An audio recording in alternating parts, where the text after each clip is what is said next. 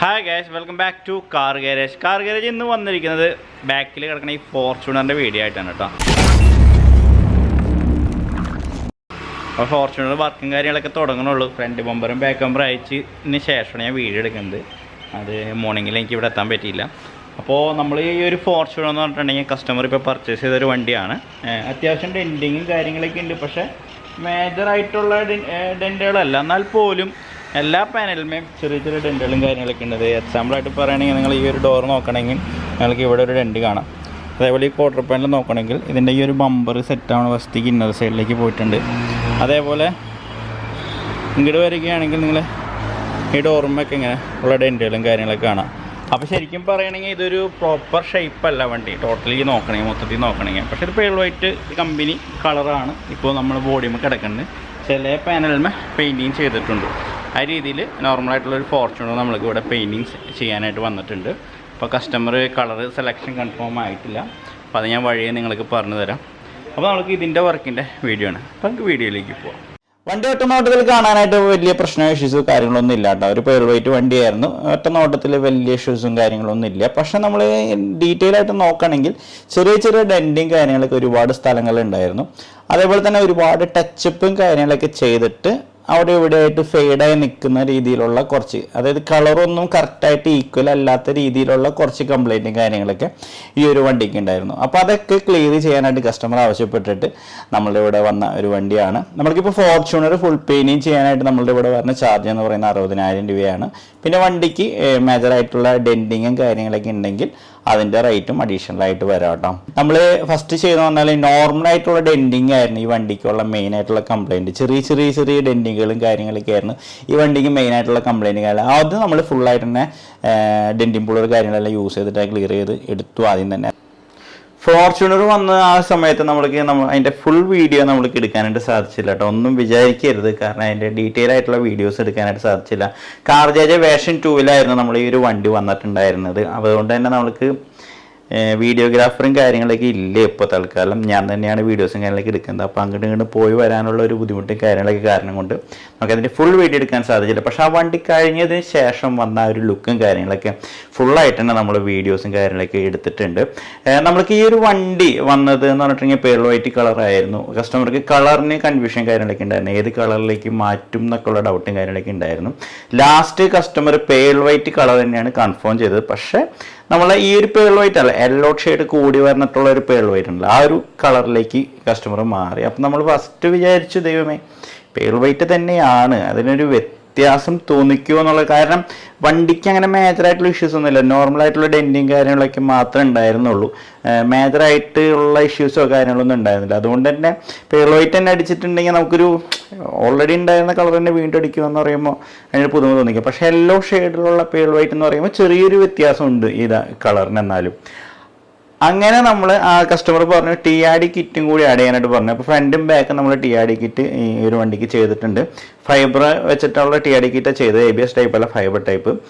അപ്പോൾ നമുക്ക് ആർക്കെങ്കിലും TRD കിറ്റ് ചെയ്യാൻ താല്പര്യം ഉണ്ടെങ്കിൽ നമുക്ക് ചെയ്യാനായിട്ട് സാധിക്കും, കുഴപ്പം കാര്യങ്ങളൊന്നുമില്ല.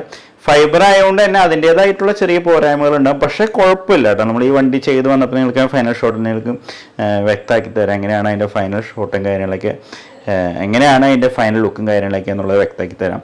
ഓക്കെ. അതേപോലെ തന്നെ ഡാമ്പിങ് ചെയ്തിരുന്നു. ഇന്നറിൽ ഡോർ പാഡുകളും അതേപോലെ തന്നെ ഇന്നറിൽ ഡോറിൻ്റെ ഇന്നർ വശങ്ങളും അതേപോലെ തന്നെ റൂഫും ഫുള്ളായിട്ട് തന്നെ ഡാമ്പിങ് ചെയ്തു. നമ്മൾ പുറമേ പെയ്യണ മഴ, അതേപോലെ തന്നെ സൗണ്ടുകളും കാര്യങ്ങളും അബ്സർവ് ചെയ്യാൻ, അതേപോലെ തന്നെ സ്പീക്കറിൽ നിന്ന് വരുന്ന നോയ്സിന് പതർച്ചയും കാര്യങ്ങളൊന്നും ഇല്ലാണ്ടിരിക്കാൻ വേണ്ടിയിട്ട് ചെയ്യണ പരിപാടി ഡാമ്പിങ് എല്ലാവർക്കും അറിയാമെന്ന് വിചാരിക്കുന്നു. അത് നമ്മൾക്ക് ഈ ഒരു വണ്ടിയിൽ ചെയ്തിരുന്നു. ഏകദേശം 15 രൂപയുടെ അടുത്ത് ബഡ്ജറ്റ് വന്ന് നമുക്ക് ഫുള്ളായിട്ട് ഡാമ്പിങ് കാര്യങ്ങളൊക്കെ ചെയ്തു വന്നപ്പോൾ പിന്നെ നമ്മൾ പെയിൻറ്റിങ് നേരത്തെ നിങ്ങൾ പറഞ്ഞ 60,000 രൂപ പെയിൻറ്റിങ്ങിന് വന്നു. TRD കിറ്റിൻ്റെ റേറ്റ് എനിക്ക് കറക്റ്റ് വ്യക്തമല്ല, അപ്പോൾ ഞാനത് ഡിസ്ക്രിപ്ഷനിൽ ഞാൻ കൊടുത്തിരിക്കാം, നിങ്ങളൊന്ന് ചെക്ക് ചെയ്താൽ മതി. പിന്നെ കുറച്ച് ഡെൻറ്റിങ് ഇഷ്യൂസും കാര്യങ്ങളൊക്കെ ഉണ്ടായിരുന്നു ഈ വണ്ടിയുമ്പോൾ, നിങ്ങൾ നേരത്തെ കണ്ടിരിക്കും. ഒരുപാട് ഡെൻറ്റിങ് അവിടെ ഇവിടെയൊക്കെ ആയിട്ടുള്ള ഡെൻറ്റിങ് ആയിരുന്നു, അതായത് പ്രോപ്പർ ഷേപ്പല്ല വണ്ടി.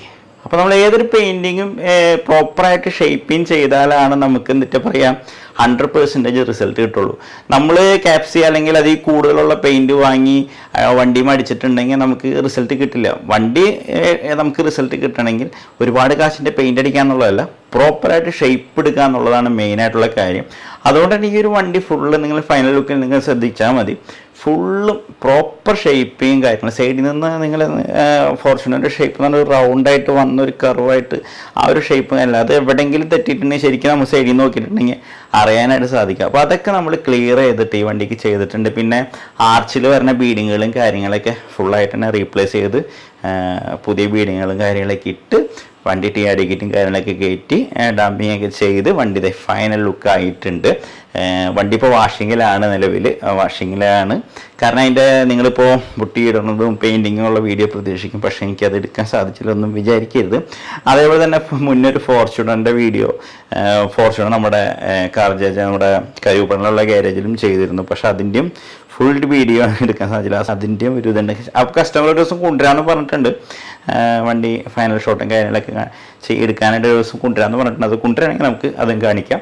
ഓക്കെ, പിന്നെ ഇതേപോലുള്ള വർക്കിംഗ് കാര്യങ്ങളൊക്കെ നിങ്ങൾക്ക് ചെയ്യാനായിട്ട് താല്പര്യം ഉണ്ടെങ്കിൽ നമ്മളെ കോൺടാക്ട് ചെയ്യാവുന്നതാണ്. അപ്പോൾ നമുക്ക് ഇതിൻ്റെ ഫൈനൽ ഷോട്ടും കാര്യങ്ങളൊക്കെ കാണാം കേട്ടോ. ഓക്കെ, അപ്പോൾ എൻ്റെ ഈ വീഡിയോ ഫൈനൽ ഷോട്ട് കണ്ടാലുള്ള ഇഷ്ടപ്പെട്ടോ ഇല്ലേ എന്നുള്ളത് അറിയാൻ പറ്റുള്ളൂ. അപ്പോൾ നമുക്ക് ഫൈനൽ ഷോട്ടിലേക്ക് പോവാം.